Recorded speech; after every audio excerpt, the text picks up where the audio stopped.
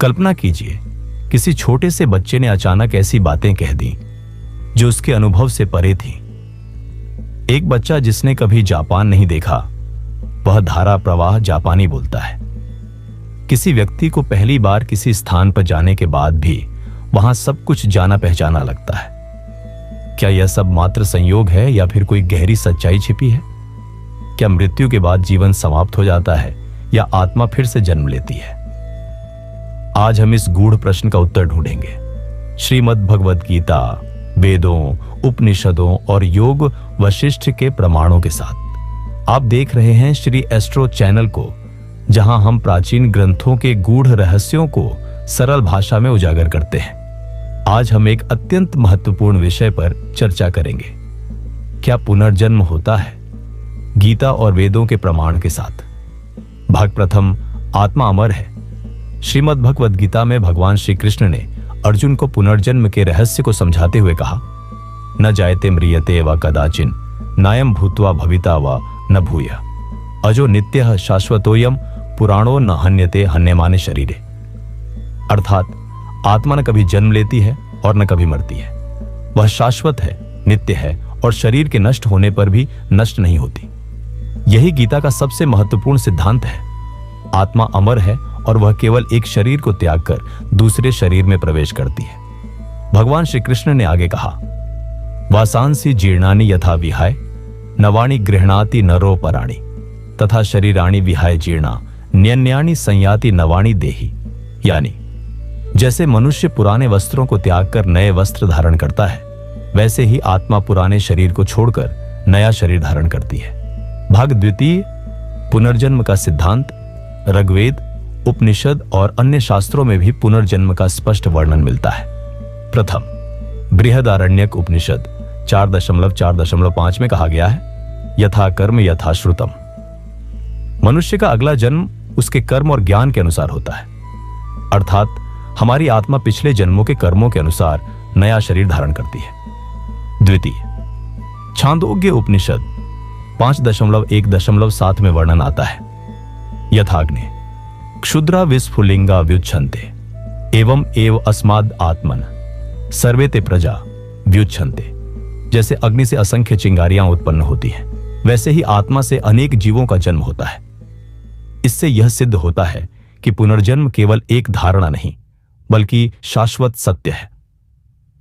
भाग तृतीय, योग वशिष्ठ में पुनर्जन्म का रहस्य। महर्षि वशिष्ठ ने भगवान राम को पुनर्जन्म के रहस्य को समझाते हुए कहा, जीव आत्मा अपने पूर्व जन्म के संस्कारों को साथ लेकर नया शरीर धारण करती है और जब तक यह ज्ञान प्राप्त नहीं होता कि वह स्वयं ब्रह्म स्वरूप है, तब तक यह जन्म मरण का चक्र चलता रहता है। इसका अर्थ यह है कि हमारे कर्मों के आधार पर आत्मा अगले जन्म में प्रवेश करती है। भाग चतुर्थ, पुनर्जन्म और विज्ञान। क्या आधुनिक विज्ञान इसे स्वीकार करता है? अब प्रश्न उठता है, क्या पुनर्जन्म केवल धार्मिक धारणा है या इसका कोई वैज्ञानिक आधार भी है? आज विज्ञान भी पुनर्जन्म के अस्तित्व की ओर इशारा करता है। प्रथम, डॉक्टर इयान स्टीवेंसन का शोध। उन्होंने हजारों बच्चों का अध्ययन किया जो अपने पिछले जन्मों की घटनाओं को याद कर सकते थे। उनके शोध के अनुसार बच्चों के विवरण और ऐतिहासिक तथ्यों में आश्चर्यजनक समानता थी। द्वितीय, प्लेसिबो इफेक्ट और डीएनए मेमोरी। वैज्ञानिकों का मानना है कि कुछ यादें पीढ़ी दर पीढ़ी डीएनए में दर्ज हो सकती हैं। क्या यह संभव है कि आत्मा भी अपने पिछले जन्म की स्मृतियों को संजोकर रखती हो? यह सब पुनर्जन्म के सिद्धांत को और अधिक दृढ़ बनाता है। भाग पंचम, कर्म और पुनर्जन्म। कौन से कर्म अगले जन्म को निर्धारित करते हैं? गीता में भगवान श्री कृष्ण कहते हैं, सत्वे संजायते ज्ञानम रजसो लोभ एवच प्रमाद मोहो तमसो भवतो ज्ञानमेवच। श्रीमद् भगवद गीता 14वें अध्याय के 17वें श्लोक में। यानी सत्व गुण से ज्ञान की प्राप्ति होती है, रजोगुण से लोभ उत्पन्न होता है और तमोगुण से मोह और अज्ञान बढ़ता है। इसका अर्थ यह हुआ कि सत्वगुणी व्यक्ति का अगला जन्म उन्नत लोकों में होता है, रजोगुणी व्यक्ति का जन्म फिर से मनुष्य योनि में होता है, तमोगुणी व्यक्ति का जन्म निम्न योनियों पशु पक्षी आदि में होता है। यही कारण है कि हमारे कर्मों का सीधा प्रभाव हमारे अगले जन्म पर पड़ता है। भाग सप्तम, पुनर्जन्म से मुक्ति कैसे संभव है? अगर जन्म और मृत्यु का यह चक्र चलता ही रहता है तो इससे मुक्ति कैसे मिले? भगवान श्री कृष्ण गीता में कहते हैं, जन्म कर्म च मे दिव्यमेवं यो वेत्ति तत्वतः त्यक्त्वा देहम पुनर्जन्म नैति मामेति सोर्जुन। जो मेरे दिव्य जन्म और कर्मों को तत्व से जान लेता है वह इस जन्म मरण के चक्र से मुक्त हो जाता है। इसका अर्थ यह है कि यदि हम आत्मज्ञान प्राप्त कर लें तो हम पुनर्जन्म के बंधन से मुक्त हो सकते हैं। पुनर्जन्म एक सत्य है और मुक्ति संभव है। प्रथम, आत्मा अमर है और शरीर को छोड़ने के बाद नया शरीर धारण करती है।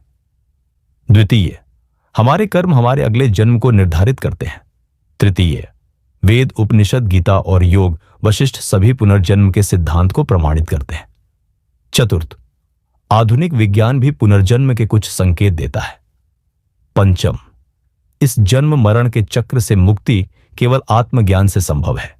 दर्शकों, यदि आपको और भी गहराई से इस विषय पर वीडियो चाहिए तो हमें कमेंट बॉक्स में अवश्य बताएगा।